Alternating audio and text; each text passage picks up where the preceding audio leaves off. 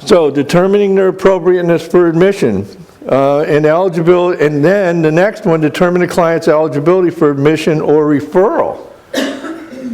So now we have appropriateness, okay? So they might be appropriate because I'm an adult program and I take males 18 to 70, and I have a male that's 40 on there, okay? But now, are they eligible? Are they eligible? What does that mean? Well, what kind of, so I take, that's my base population, so they're appropriate, and they're a drug addict or they're an alcoholic. Interesting, you know, about 10 plus years ago, there were those facilities that only treated alcoholics, and there were those facilities that only treated drug addicts. It's like, oh my God, you know? So thank goodness that the profession came together and understand that it's all one thing, you know? But it was even more difficult, you know, 10 or so more years ago. So eligibility, do they have funding? Are they coming from a particular source that you're contracted with to serve? And if they're not, where it says or referral, where are they going to be referred to? So that's another core function that we'll get into as we get on with the with learning about the 12 core functions. But this person that does screening needs to have a whole list of where are the community referrals for individuals who are not eligible or appropriate for care. Because you just can't say, you don't qualify, see you later. Take it easy, you know? That doesn't work either. Because what you're doing is you're setting that person up for the next time that they have to walk in the doors. You know, hopefully they're able to walk in the doors of another treatment facility if they don't make it in yours. So you don't want to burn that experience for them if your program isn't the appropriate place for them.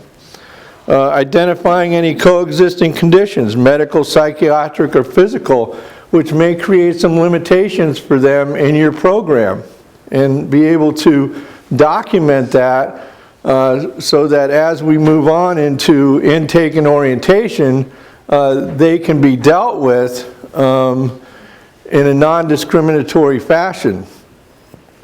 Adhere to applicable laws, regulations, agency policies governing alcohol and drug abuse services. So when I read that one, I'm like, I'm lost again. I'm lost again, because that's a lot of red tape. I don't do good with red tape. You know, so then you got to, now I got to know my program's policies and procedures. I'm just screening somebody to see if they need some help, you know. This is getting kind of complicated. So I had to break it down. Let's keep it simple. You know, what part of the agency's policies and procedures actually have to do with taking somebody into the program. It's not going to deal with corporate compliance or health and safety stuff or anything like that. It's just what are the basic criteria. And we've talked about most of that right here. So, is everybody ready to do a screening? How many people in here have done screening? Okay, so a couple of you haven't done any screening yet. Do you feel like you understand just a little bit more about the process? Yes. Okay. Good answer. If not, I'm not doing my job, you know? My job is to help you understand this stuff and make it fun and understandable. It's going to be confusing, going to be a little difficult to wrap your heads around. This is the first time you've been exposed to it. But believe me, it gets easier and easier the more you work in it. Intake. Oh, intake. Wow, that sounds like an easy one. That other one was like a really long one, right? This is an easy one. Well, okay, well, yes and no.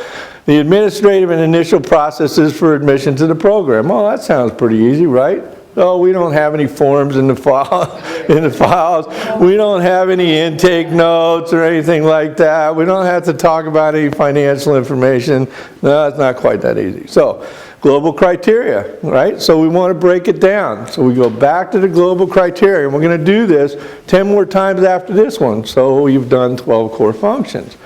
But we will go through a whole treatment episode as we dice these up.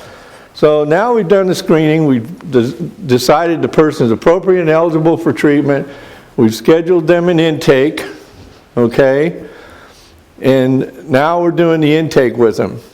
Another neat thing about 12 core functions, sometimes counselors don't do all the 12 core functions. But boy, you need to know all the 12 core functions because you need to know what parts your colleagues are doing and what parts you're doing.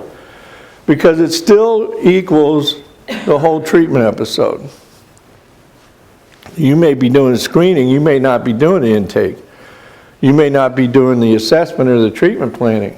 You might not be doing the counseling or the orientation. You might only be doing case management. So understanding each role is important. So global criteria, complete required documents for admission to program, easy. Required documents for program eligibility and appropriateness, that's okay because we already determined that in screening. So now we have the forms that are going to document the eligibility and appropriateness.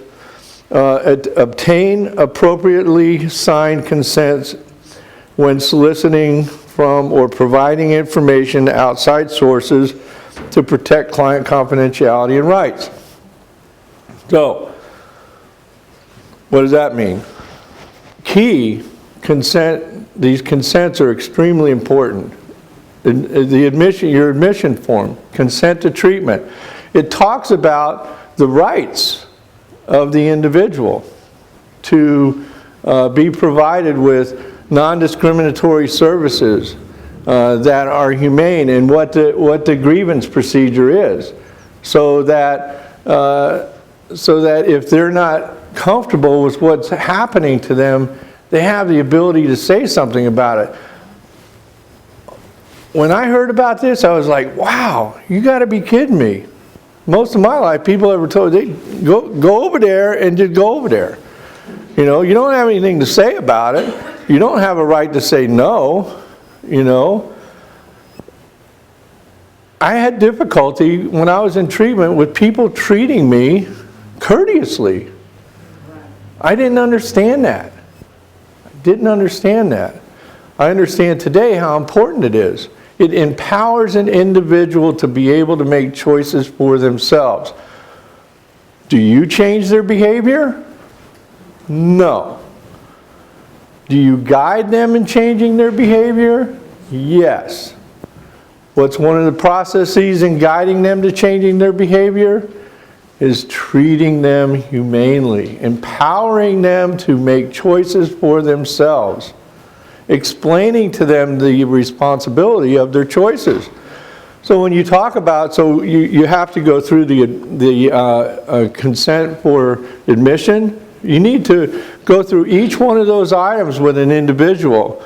You know, you have a packet of paper in a file, right? You just can't push that across and fill those out. I'll be back in 20 minutes. Believe me, a lot of people would prefer to do that, you know, and in this day and age, you know, that's really kind of the way things happen. You know, fill out this pack of paper and come back and see me when you're done, you know. It creates the individualism of each treatment episode and the rapport that you build with that individual. Now remember, you might not have that person in screening, you might not have that person in counseling. This process is an opportunity for you to create some continuity of rapport that your organization is probably built on because you care about providing top-level ethical care. You're only going to go to work where that's what they do there, right? So this is just one opportunity. If you're the only person that does intakes, and I have some people in my shop, and that's what they do, is they do intake. They do about 50 intakes a month. And that's what they do, is intake. But it's a special process that they do, because I also have them do orientation, a piece of orientation with the intake process. that gets the client to understand what it's like to be in the program and how important their confidentiality is. So after we get the consent signed, then we want to talk about the consent for treatment and stuff. We want to talk about the release of information forms. Who's going to know about you being here? You know, who made you come here? Judge made you come here? Parole officer, probation officer, employer, wife, husband? You know, who made you come here? Child welfare worker, social worker? You decided to come on your own? Wow. Wow. What did it take to get you to walk in the door here? What was that like for you? And what's it like to be able to have the right to say who knows about what you are going to do here and doesn't know? It's empowering, it's powerful. It makes people think, it makes them look inside, it makes them want to change their behavior. It provides an environment where they can think differently, and they can clear their heads, become the people that they were meant to be, without all of the chemicals that they were using to get in front of you. People paid a big price to get in front of you. They paid a lot of heartache to get in front of you. You know, they may not pay a lot of money for their treatment services, but they paid a lot of life experience to get in front of you. So making sure the confidentiality and their rights are understood is very, very important. So intake was pretty simple. We started it out with screening, now we move it into the intake. So now the person's probably kind of getting a semblance of the type of people they're going to be in front of in this program. They were scared to death when they went into the program for the screening. You know, for most people that go into a treatment program, it's taken them an average of 20 years to be able to walk through that door. Average of 20 years. That's huge. I mean, we go to the store, we open doors, we don't think about the people that are standing out there just, oh, I can't. Oh, I can't. Yes, I can. No, I can't. And all of the heartache that goes through them opening that door and walking in there. Long time.